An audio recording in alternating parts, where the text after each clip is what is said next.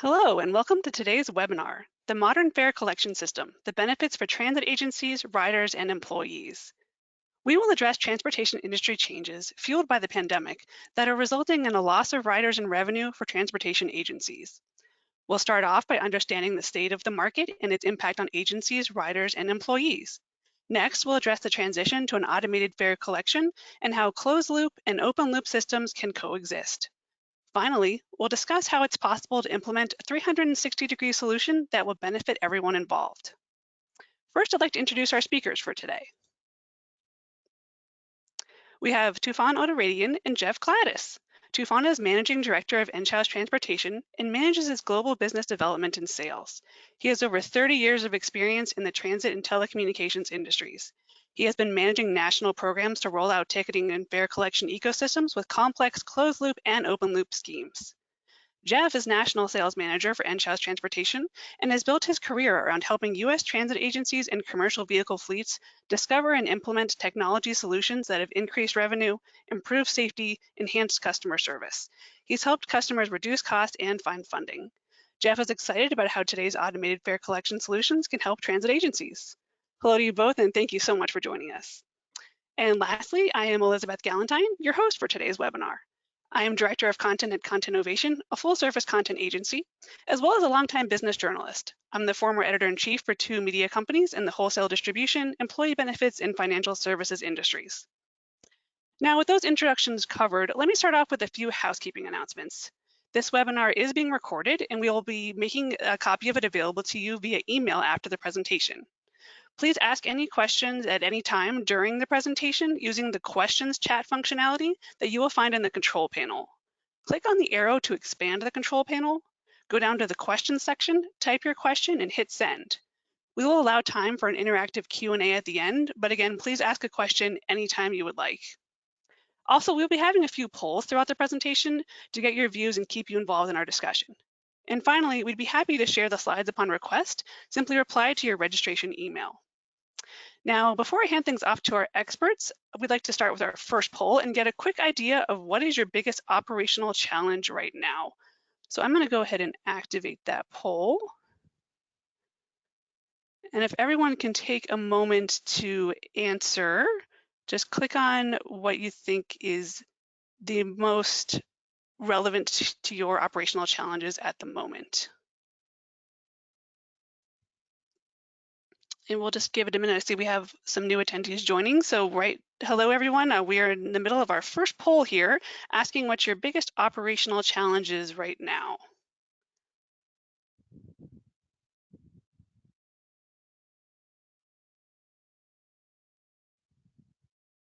We'll give you another minute or two to select your response, and then we will share the results.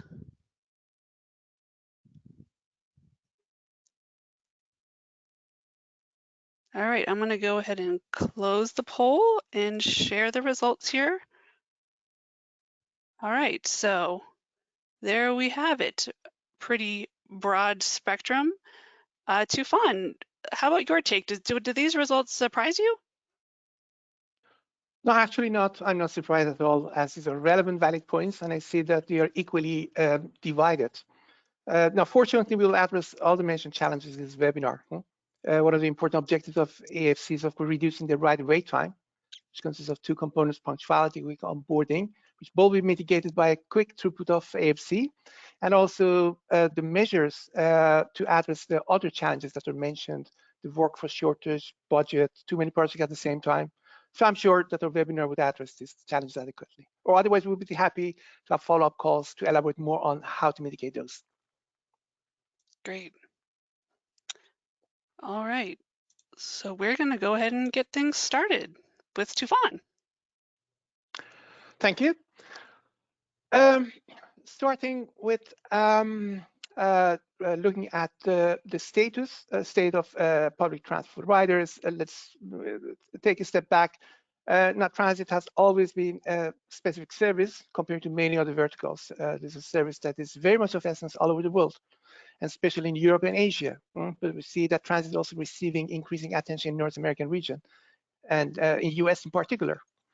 Due to the increasing importance of the environmental considerations, transit has become even more relevant to the society because of its potential significant contribution to a lower CO2 emission. The most important prerequisites, of course, are mentioned on this slide.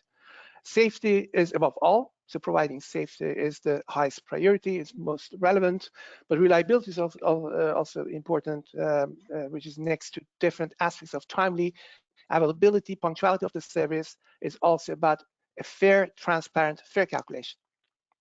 Convenience is also of essence during the entire journey to make it appealing to the customers, which is reducing the wait and ride time, the onboarding, the journey itself, reliable estimated time of arrival at the start, at the end, and finally the offboarding.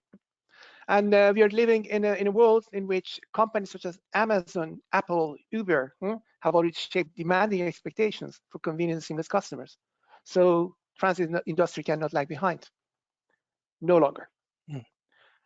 But looking at a very remarkable fact in addressing all these requirements is the payment process. A fair calculation impacts all of them, and therefore a successful transit agency is the one that creates a smooth, convenient, reliable process for payment, which in turn highly contributes to the above-mentioned requirements and the overall customer experience in transit. That's a good point, Tufan. Yeah, so we also looked at transit employees. So of course, riders being critical to all of this, or a central point. So many of you are familiar with, or perhaps you're members of the American Public Transportation Association, or APTA, as we have it listed here. And they actually surveyed 190 agencies. Some of you on the call may have even been, or on the webinar may have been a part of that survey. But they, and interesting things came out, maybe not as a big surprise, but 96% of the agencies surveyed said they were experiencing workplace shortages, significant shortages. And, you know, we're experiencing also that in our just general economy, or we're up to when the survey was taken. And something they pointed out is the amount of transit workers that are 55 plus, what they're calling a silver tsunami, is actually very significant in the transit market. So on the employee side, there's a lot of stress with agencies with keeping employees, or I should say, and maintaining the employment levels. There's a quote there from APTA. This is the aging of the transit workforce suggests agencies should plan for an increase in the rate of retirements over the next 5 to 10 years. And what they found too in the study or survey was that the workforce shortages are putting a tremendous amount of stress on the employees that are already there, and that's the primary factor in people actually leaving, as opposed to just even pay or work hours. Next slide, please. Yeah, and so also shortfalls in agency operating budgets. If you operate an agency, this is no big news to you. Your funding has been reduced. And also you have increased costs like every other business. What's interesting though is, so when we look at the loss of riders and revenue due to the pandemic, actually leading up to the pandemic, we were actually seeing some decrease in ridership in the US. Then the pandemic, of course, took that way down. And then now we're maybe at 70% average of the pre-pandemic levels. And so what we're addressing as part of our webinar today is we want to talk about ridership and ways we can address this issue. Also, you have a lot of ongoing projects. I know I've visited with many transit operations and seen it firsthand. You've got a lot of projects, you have fewer resources, and now challenged budget. So what we want to do with that is we want to look at possible solutions. There are many different solutions that could address these things, but what we'd like to do today is look at automated fare collection and look at how that could actually help with revenue and addressing the employee problem as well. Tufan? Thank you, Jeff, for this interesting overview. And this is indeed one of the main topics in the transit vertical. The major part of the revenue of transit operators is generated within the 2 rush hours, morning and the afternoon. And the bottleneck of revenue collection is to a large extent the passenger throughput, that in turn is determined by the speed of payment process. Looking at the desired throughput requirement, it should be in the range of 0.5 to 0.8 seconds. then we have a smooth throughput and process would go smoothly. And transit also faces a complexity in fare calculation and collection because there are large variety of the travel propositions that should simultaneously be supported. So we speak about various type of commuter passes, special tariffs for special groups such as elderly and disabled, and last but not least, the basic pay as go. Each of those propositions have different tariffs. And moreover, the fare of each proposition could depend on time, location, trajectory of the trip, geography as well. So coping with this complexity within a very short time frame that we got, speaking about the fraction of a second, through a smooth customer experience is the main challenge of the transit agency in fare collection.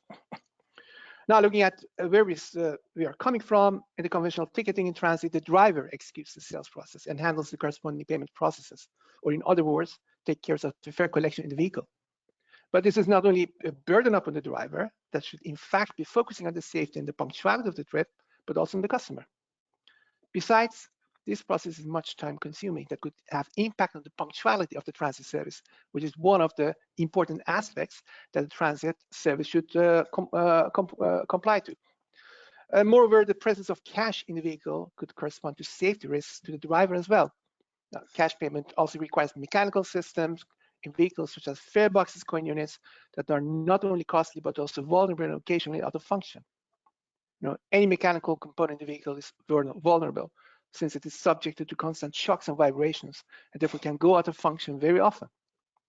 A different method is that the customer purchased a ticket in advance through a ticket vending machine or a point of sales prior to boarding. This is in order to remove the sales and fare collection process and the associated risks from the vehicle. Nevertheless, paper ticketing has the disadvantage of requiring costly sales and service infrastructure, such as ticket vending machines, point of sales, as well as accessibility, as it's financially not feasible to have the sales infrastructure at all the stops. Moreover, using ticket vending machines is perceived as cumbersome to many customers. And there is where AFC comes in, and main reason of introduction of AFC in order to mitigate those aspects. The first step was closed loop. And that was introduced as the first step in AFC. In the closed loop payment, the process occurs in the interaction between the contactless smart card and the payment acceptance device, either on board or on the platform. The travel propositions as well as the account balance are electronically loaded on the contactless smart card, and upon tapping it at the payment acceptance device, the validation process is executed. And validation is about validating against blacklisted cards, the type of proposition loaded on the card, and the account balance. The outcome of the validation process is the determination of whether the customer is entitled to travel, and if so, what is the corresponding fare for the trip. For instance, it is 0 for the commuter passes as they have been paid in advance, and the fare for pay as go, depending on the trip. The payment will finally be settled with the account balance on the contactless smart card. We can compare this process to payment in the grocery store, where at the cash register, the items are scanned and the final price is determined by the cash register and passed to the payment terminal for conducting the final payment. The difference in transit is, however, that all of the process of scanning at cash register, price calculation, final payment at the separate payment terminal occurs in a fraction of a second at a single tap between the contactless smart card and the so-called payment acceptance device, PAD, or the validator. There are no separate systems or any cashier present, and there is no more than a fraction of a second available for the execution of all the mentioned tasks in the vehicle, where at the same time, the security of the payment against fraud, as well as smooth customer experience are essential. This is in fact the essence of AFC in transit. Now, the closed-loop payment technology has been rolled out at many transit operators all over the world and is currently the dominant technology for payment in transit, and it's still expanding. At the time that closed-loop payment was introduced, the contactless open-loop payment technology was not yet available. The conventional debit and credit cards required contact either through a magnetic stripe or a contact chip, and additionally, the associated payment process was by far too slow for application in transit. We speak about a fraction of a second, and that could not be coped with those cards. Both reasons contributed to the fact that the conventional debit and credit card could not cope with the throughput requirements in transit vertical, and thus AFC in transit started with proprietary closed-loop cards. But this is the past. And nowadays, the contactless open-loop payment has evolved to the extent that the transit vertical can also benefit from it. Open-loop payment has all the advantages of the closed-loop without disadvantages. For the closed-loop AFC, an additional card is required that could only use in transit. There are, of course, some examples of using the transit card for other payment purposes. Nevertheless, in most cases, the closed loop card is a transit proprietary payment card and not for beyond transit. This is while the open loop, or in other words, the regular contactless debit and credit card, are accepted almost everywhere and are already in everyone's pocket, or actually almost in everyone's pocket and wallet. The closed loop AFC should be loaded with balance. It should be topped up at the ticket vending machine or other top-up machines or point of sales by making cash or debit payment at that location and loading the equivalent balance electronic on the closed loop card. This is while for open loop payment, the customer doesn't need to be concerned about topping up and having sufficient balance before his journey. Of course, the customer should make sure to have enough balance at his bank account. Nevertheless, the customer doesn't need to have account on the contactless smart card as well. Besides, open loop enables new highly appealing proposition to the customer, such as fare capping, that gives the customer the best fare guarantee for his trip across multiple trips in a day, a week, or even a month. Now, although open loop has many advantages compared to the closed loop technology is still being widely used, and as some agencies even expanded. But the good thing is that, however, those technologies are different, they could coexist. In other words, the same validator can potentially be used for both technologies, and an agency could have both payment methods in use at the same time.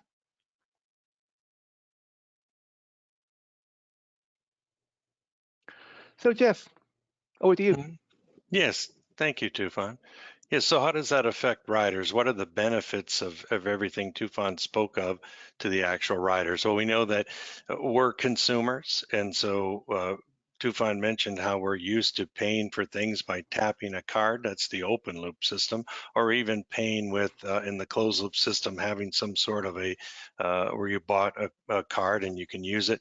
In terms of what riders want, they want faster boarding. And when we're talking about riders, we're talking about the rider experience here. And also, we've mentioned the need to get ridership up or increase ridership rates. So when we look at who is riding, and who did ride, and who we want to get on, there are, we're finding that agencies are saying that they want to get, people that haven't ridden previously to ride, so new riders, and get them to ride more consistently. So faster boarding, the purchasing convenience where you get on and you don't have to have figured things out. So for example, if you're a tourist or a visitor to a place, you don't want to know their fare scheme and whether you have to buy a card here, that you just grab your credit card or your mobile, I should say digital device like a smartwatch and just pay. You'll see in the picture, you can see someone tapping the payment acceptance device that Tufan mentioned. And he mentioned also for fare calculation, there's something called fare capping. So if I get on, I've never ridden that bus, I want to take a ride, I don't know what, or if I want to ride it on and off all day because I'm there for some sort of event, I can just tap and be assured that once I've reached the reasonable amount of fare for the day, it's capped at that level. Also, I can capture travel history through apps, which is also a big thing we all do right now. I know as I travel for a living, if I can tap my phone and pay for something and also get the receipt that I need for my travel expense, this is perfect. And so I know a lot of people like to have the convenience from that. Also, from a transit services standpoint, when there's faster boarding, less confusion, less dwell time. There's also just improved services as far as punctuality and on-time performance. And then last but not least, of course, we have germ safety, which even though we're out of the pandemic, still want to be, be sensitive to that. Tufan, tell us more about transit employees. Yes, this is also very important because transit employees have also benefit from introduction of AFC. We know from our experience of many years in transit industries, especially in Europe, that executing financial tasks and cash handling in transit has been one of the dissatisfactions of the employees of the transit agencies, either in the vehicles or at the customer services. Sales and cash handling in the vehicles could in some cases even lead to aggression against the drivers, conductors, or even security threats due to theft and associated violence, especially when the drivers are driving for services in the late hours or in remote places with few customers on board. working in cashless buses in some countries, and certainly European countries, is a commitment of the agency to its drivers to ensure their safety. AFC is thus a solution to remove this risk by removing cash from the buses and any sales-related tasks to be executed by the driver. But it, at the same time, assures the revenue assurance of the agency, even to a larger extent. With AFC, the task as well as the associated risk of onboard sales process and cash handling will be moved to a cashless interaction between the customers and the validator. It is in a secure and transparent way to the customer as well. Through AFC, either it is closed loop or open loop, the customer services would execute the service task based on transactions that represent the reality, and enable customer services to conduct a thorough analysis of the issue without needing to get this information from the customer. Most of the time, for the service inquiries, they ask questions from the customer doesn't know, and therefore they could not help the customer adequately. But with transactions that is generated with AFC, they know everything they need to execute a proper service. Moreover, as Jeff mentioned, since AFC also enables replacing a major part of the execution of service process from customer service to self-service to a customer app, that would also offload and relieve the customer services to a large extent. And consequently, when the transit agency staff, in particular the drivers, would feel more secure, their job would be more fun. A driver having satisfaction in his job will also in interest of the customer, as the driver could focus on the safety of the passengers and punctuality of the trip instead of issues that sales process and cash handling would cause with associated risks. So we can say, in that case, the morale will be increased, the retention and recruitment of the staff will be improved through introduction of AFC. So why not doing that? Thank you, Tufan. And some of the benefits, and I guess getting down to some of the dollars and cents of it all. So revenue increase. So how could revenue increase from automated fare collection? Well, you have, as Tufan was explaining, you have faster transactions. So now we've reduced the dwell time. Now people are getting on. We have also, as I mentioned earlier, now we have new new riders that haven't, that for the inconvenience before did not ride the bus. Now they're riding. And so that all is going to lead to increased revenue as well. And even some of the ways that you could, reduce cost versus conventional methods. We talked about, well, getting into cost savings. Tufan mentioned, say, a closed loop with a ticket vending machine. Ticket vending machines, used, of course, prolifically by larger agencies. They are expensive to purchase, expensive to maintain. So in this case, there's ways of looking at cost savings, particularly through open loop, which would eliminate a ticket vending machine. And then as far as improved quality of services, when someone boards and taps the payment acceptance device, it actually collects data on that rider. So you as an agency, as you begin to have that data, could even make some decisions about, you could have patterns of behavior. You could begin to even look at commercial arrangements with retailers to offer loyalty programs that were based on, whether they're the pattern of riding, whether they ride a certain amount, maybe they get a reward for that. But even overall, like we mentioned, the punctuality and on-time performance also improves as part of this. And just many benefits in that regard of actually reducing the amount of equipment, the amount of work required by the staff at your customer support center. People don't have tickets, so they don't have to call in about a lost ticket or a fraudulent ticket or to top off their cards. And that sort of thing. So you've just, reduced some of that workload stress we talked about earlier. Yeah, thank you both. I think it's time for our second poll question for the audience. Now that everyone's learned a bit about AFC, we would like to ask you our next poll question, which is, what concerns do you have about transitioning to an automated fare collection system? So take a look at your options there, and we'll give everyone a minute to vote.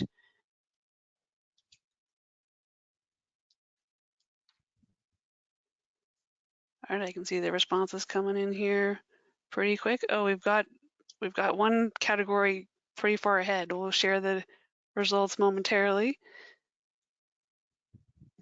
Well, it's evening out a bit. I know you all can't see this yet, but you will in just a second. Any last minute votes here before we tally it up? All right, I'm going to go ahead and close the poll and share the results. All right, so how does this look, Jeff and Tufan? What you were expecting? Yes, indeed. Most of the concern is about the cost of the project. Fortunately, there is a mitigating measure, but I see that there are also concerns about transition time, right response, compliance, and an important question, don't know where to start. Now going one by one, the implementation of AFC could be fairly quick. It's actually the matter of whether the agency stays close to the standard solutions.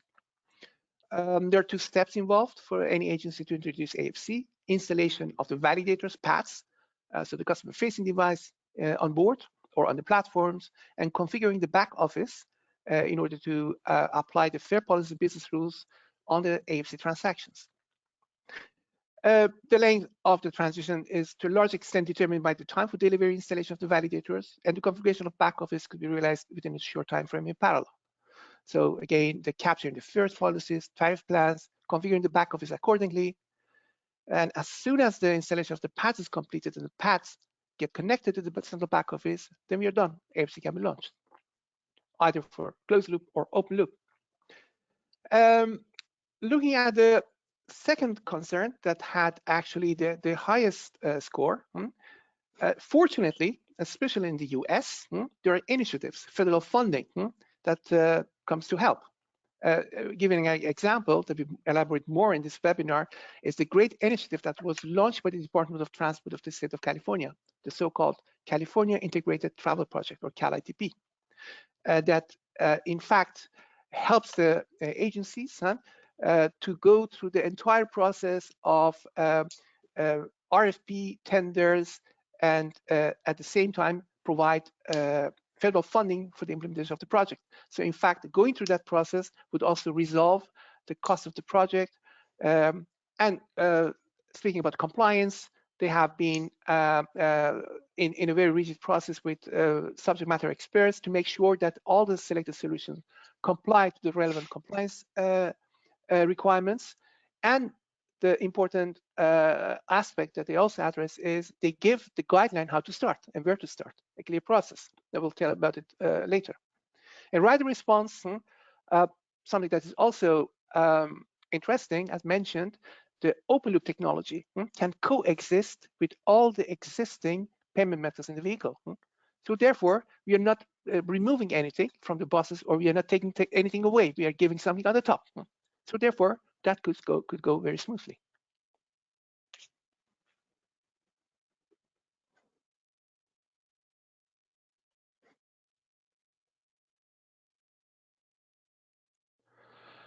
I think it's a good step to the next slide, because in our opinion, there is actually no reason not to start with the implementation of AFC. Even if the organization for any reason hasn't got it on the roadmap, or they believe that they're still not ready, because we believe the agency has nothing to lose, but only gains. The lose would be if they hesitate, because every day that they hesitate to use or implement AFC, and certainly open loop, is a day that they could not benefit from the very important benefits that it has with actually all the facilities. And we know, the most of the transit agencies are bound to formal RFPs and tenders for purchasing their systems, and AFC is of course not an exception. When we speak about RFPs and tenders, it corresponds to overhead for devising the specifications, and that requires expertise that some agencies don't have. And besides, the assessment of the submitted proposal, making the right selection that fits the purpose, is also complex. It requires functional technical knowledge. This could even be more challenging, as the AFC business is new to many agencies. So as mentioned before, the CALITP program came forward with a very good initiative, because they issued a major tender for selecting vendors on behalf of all the agencies together. So instead of single tenders, they had a consolidated tender and involved highly experienced staff, with the objective of relieving the agencies from the burden of the tender RFP processes, but at the same time assuring that the best choices are made that fit for the purpose for the agencies, based on expertise, experiences elsewhere, and the best practices. They also created a structure to ensure that agencies get full freedom of choice. So not that the solution is imposed upon them, but they get the freedom to choose the validator they want, the back office, from the list of qualified vendors. Why from the qualified vendors? In order to assure that qualified vendors comply. And all the combination of solutions on the back office and also on the path are interoperable and they could combine. So 3 qualified solutions were selected in category A, and category A is about the validators, payment acceptance devices, and 4 qualified back office solutions were selected in category B. As mentioned, there's followed the rigid and demanding tender process in which the vendors not only had to prove that they complied with the requirements, but they had to provide convincing evidences that their solutions have been rolled out successfully to the full satisfaction of the customers elsewhere. So not only having a PowerPoint presentation or claiming that they have a good solution, but also evidence from the practice. And although we speak about CalITP and there's California in the name, it's no longer confined to only the agencies in the state of California, but it's open to all the agencies across the US. So it makes the purchasing process very easy, quick, and reliable. Why? It's assurance that the solution qualify all the requirements and applicable compliances. One of the concerns that was in the poll.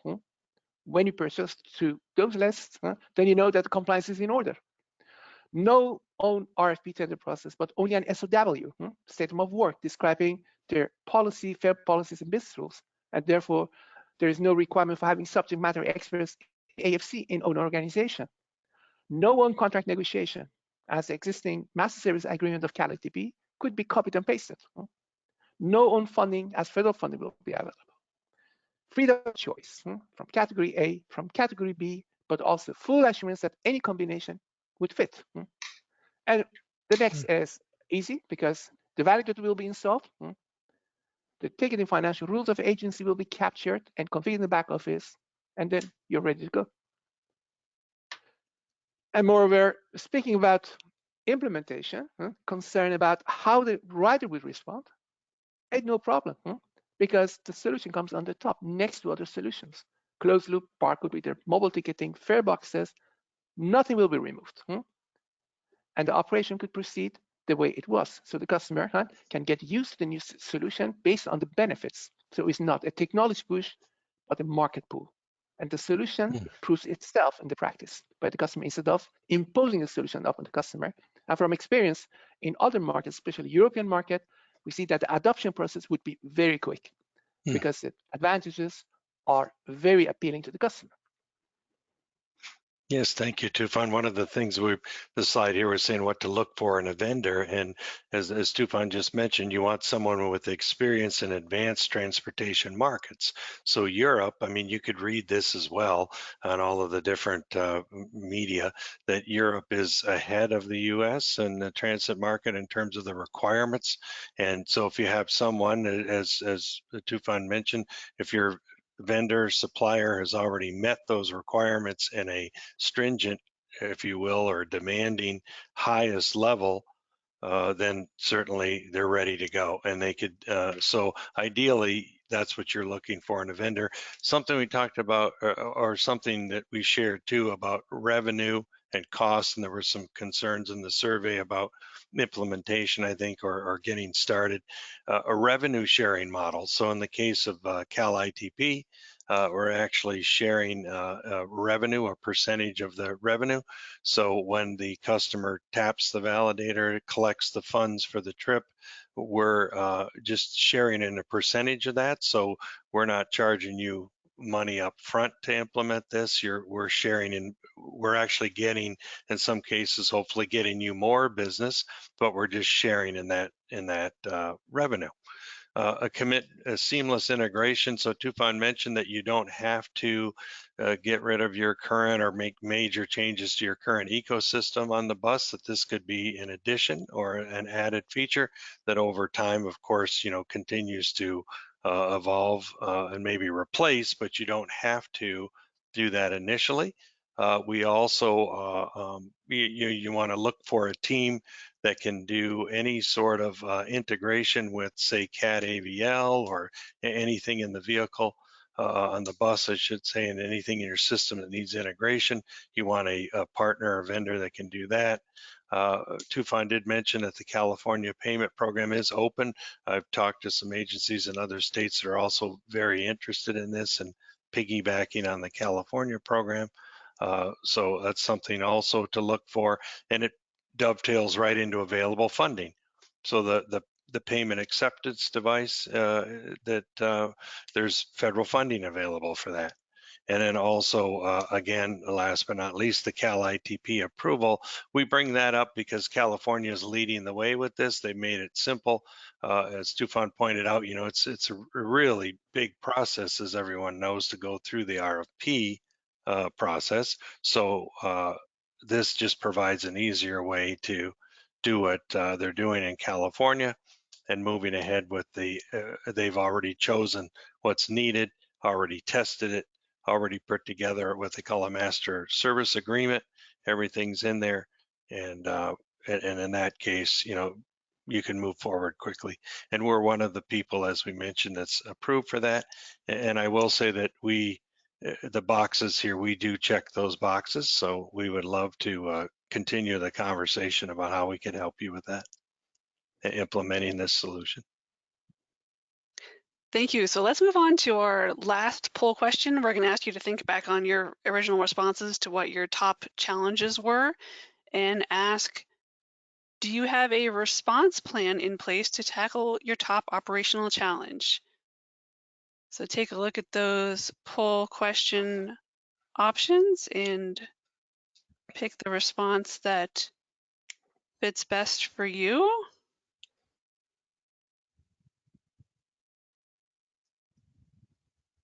We'll give you a minute here.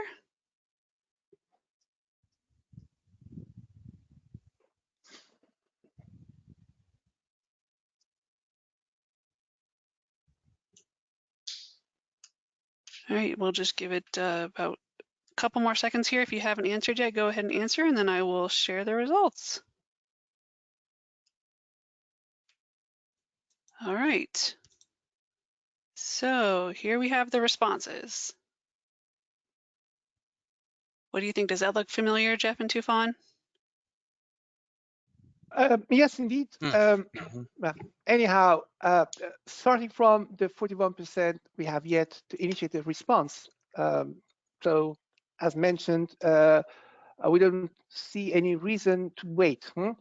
And therefore, we are here to support you in order to give you all the information that you need in order to make it ready. So, for all the cases for the part that have an active project, so it's of course very, very good that they are already in place. We're looking to do something in the next 6 to 12 months. We would love to get in touch with you and discuss with you how we could be of support. We don't have a time frame, or we haven't yet to initiate the response. Okay, we are also there to help you.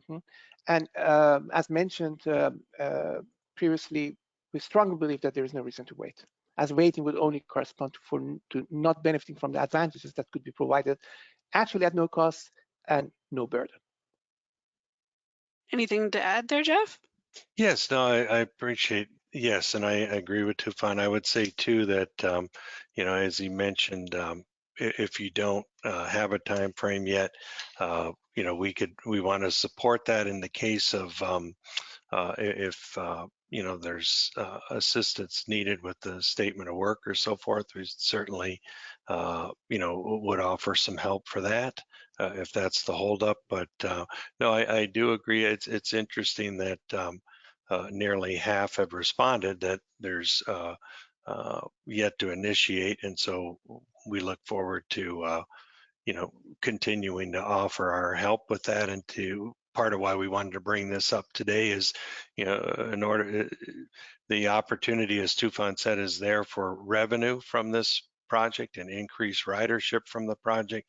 On-time performance could be impacted, and then there's federal funding that, as we know, that and other funding, now is a great time to take advantage of it because we see the technology available, tested, approved, ready to go, and funding available. So I would say that just to support what Tufan said, this is a great time. Excellent.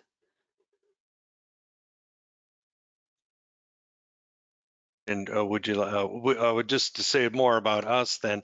So I know that many of you on the call, I should say some are our customers already. We thank you for that. Some have been with us for many years. We have Enghouse Transportation has been in business over 31 years. We do have 150 plus transit customers. We have rolled out a closed loop solution, open loop, and barcode. Automated fare collection in major European operators and are starting to do that here as well. So I did want to point out that we do cover the whole range, end-to-end solution in automated fare collection. And Tufan, I'd like you to speak a little more to our 360 transit solutions, if you will, to the major European operators. Yes, thank you, Jeff. Indeed, as Jeff mentioned, we have a broad background in AFC solutions, but AFC is not everything that the transit agency is dealing with. Looking at the primary process of a travel agency, AFC is about customer experience, is about revenue, is about profit, but the transit agency has also other primary business processes, such as planning, such as scheduling. Applications such as automated vehicle location, computer-aided dispatch, planning of the trips, punctuality, scheduling. And when those two elements are in place, then it actually is about 80% of the primary business processes that transit agency is dealing with. And it's also very important that those are in harmony and work together interoperably, because the operator cannot be successful only being good in AFC or fare collection and not good in planning and scheduling. As Jeff mentioned, the punctuality, for instance, is not only the matter of AFC, that's a part of it to enable a true, a quick throughput, lower dwelling time, but the bus should also be at the location in time. So therefore, those applications are also very important. And our benefit is that next to our broad AFC experience and tools and solutions, we have also a broad package of providing planning and scheduling applications to the agency, but also other stuff such as network, such as IVR, contact center. So that could be a solution that we can call indeed 360 degrees. So everything that the agency needs, and we could be a one-stop shop to the transit agencies. So instead of purchasing different components from different vendors and they get into problems of how to integrate those to make them all working in harmony, we can provide the entire package. Excellent. Well, now we're going to go ahead and open the floor to your questions.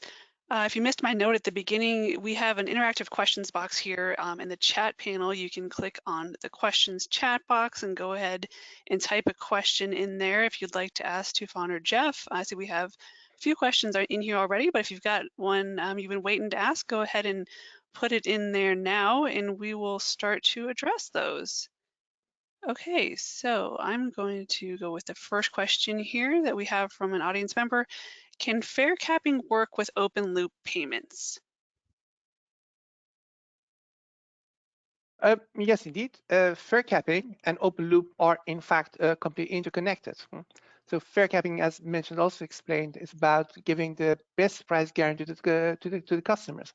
So one of the things, the decision that customers should make prior to the trip is how often I'm going to travel with transit in a day.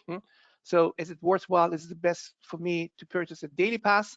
Or no, I'm not going to use that to that extent, and it's better to have single journeys.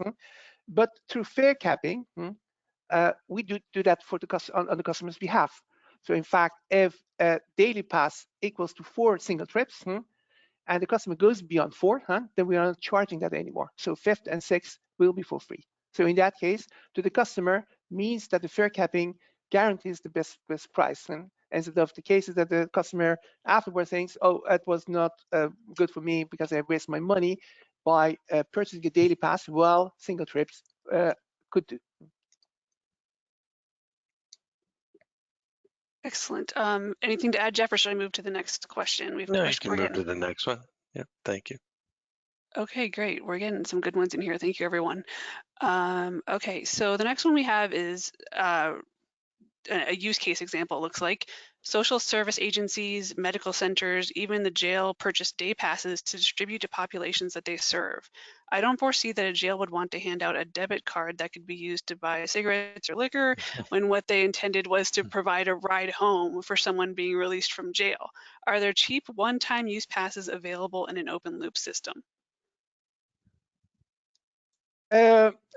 We have, of course, the possibility to use other barriers. And as I think loudly, I think the best solution for this type of passengers is providing what we call a disposable card. Disposable card is a closed loop card in that category that could be used in conjunction of regular closed loop and open loop. So those cards are available and it could only be used in transit. So for instance, they cannot be used in a grocery store or buying cigarettes or anything that the jailer doesn't want to that the customer use, but it's only for the use in public transport and it's cheap. So in fact, as a disposable card that could be disposed after being used. So I think that could be a solution, but of course there are many use cases that we should think together with the agency and come forward with the best solution. This could be one of those. I think that ties in with one of the other questions that was asked here, which is how do you support unbanked commuters in open loop systems? Unbanked commuters, this is a very important question because when we speak about open loop, the prerequisite is having a bank account. A bank account to which the debit and credit card is coupled. And in the case that the customer doesn't have a bank account, then it's a problem, of course, then there is no credit and debit card. But fortunately, the open loop technology provides us a solution to that because there are the so-called prepaid credit cards that could be purchased at some point of sales. So in that case, instead of paying cash, because those customers having no bank account are used to pay with cash, instead of paying the cash with cash in the vehicle, with all the disadvantages that we already addressed, they could make this cash payment at those point of sales and instead get a prepaid credit card that represent the same value. And then when they get on board, they benefit from all the advantages of the open loop technology as the bank customers. I think that ties into the next question we had, which was how do you handle cash riders? The cash riders, again, this could be handled either through providing the prepaid credit card available. So instead of paying cash in the vehicle, provide the alternative to purchase those credit and debit cards and convert the cash into the open loop technology, or use the fare boxes and cash boxes in the bus because we're not going to remove them. It's only it could be the policy of the agency to use the conventional methods in parallel with open loop, or at a certain time, depending on the usage, remove one or other. This is something that we are not imposed upon them. They are all existent in a hybrid solution. And depending on how they're used, the agency can determine the policy, whether to keep them in parallel for good, or maybe reduce one, or actually stop with some. Okay, we've got another one here. Thank you all for these questions. They're great. How do our employees need to have expertise to implement open loop? In fact, what was explained, and Jeff did a great job to explain that the CALITP program has done a lot on behalf of the agencies. So in fact, the agencies are relieved from having the expertise in the organization for the open loop, going through a tender process, devising the requirements, assessing and assessing the solution with all the compliances, the complex compliances of financial will get into transit in that case. It requires lots of knowledge. But this has been done on behalf of the agency by CALITP already. So in that case, getting to the CALITP and purchasing to CALITP means that they do not have they do not require own expertise in their own organization they use the expertise that CalATP has provided to them through the lists that are available. So the qualified vendors, and therefore the qualified vendors using them through the CalATP program means that the expertise has already built in, so has already been captured. All we need from the agencies in order to implement open loop is understanding the fair policies, understanding the business rules. That's all, and that's their, the ongoing business. That is what they are good at. So it's our challenge to convert all those requirements, the fair policies, into a technology that gives the same customer experience and apply the same business rules as for their conventional ticketing methods. And of course, also on the top, introduce new possibilities that they lacked in the conventional payment methods. One of them is capping, as we addressed already.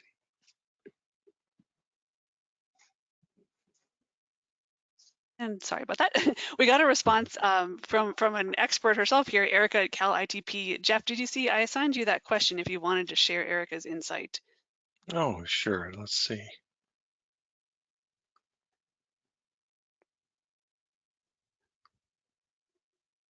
Or I can read it out loud and you can comment. Yeah, if you maybe like. that might be easier. Sure. Thank you. Okay, so Erica says, there are prepaid debit cards that have even lower fees than what Tufan mentioned. Cash App has a Visa debit card with a $1 paper money reload fee and no other account fees and doesn't require a social security number. And Venmo has a similar MasterCard. Agencies can Google them or reach out to hello@calitp.org for more info. Thank you, Erica. Yes, thank you. That's great. Thank you. Okay, let's see. So many good questions. Let's go with how can we minimize the impact on our customers during the transition to a new system? Yeah, something that I've actually talked to some agencies that were implementing open loop. One of the there's a marketing program that is a big part of this. So you don't want to surprise your rider base or customer base, if you will, with this. But what agencies generally do, and we have some suggestions for it, is getting the word out through an actual marketing campaign to the public about explaining what it is, the benefits of the system, and then even some agencies will even have maybe there'll be a period of time where people can just board the bus and use it at no cost or no risk, or like a trial period. And during that trial period, even have people from the agency on board the bus to explain what the system is, that this is what the payment acceptance device is. You can tap it and this is what will happen. But I think there is some the system is most successful, and we see the best ramp up in use when there's a solid marketing campaign done in conjunction, or at the start, I should say. Let's see. Can I keep my existing payment systems while I migrate to open loop? Yes, indeed. So as mentioned, open loop is not replacing anything. Only if we think so. It's not our decision; it's actually the agency decision what to choose. But there is no prerequisite for introduction of open loop that other payment methods should be removed. So it comes on the top.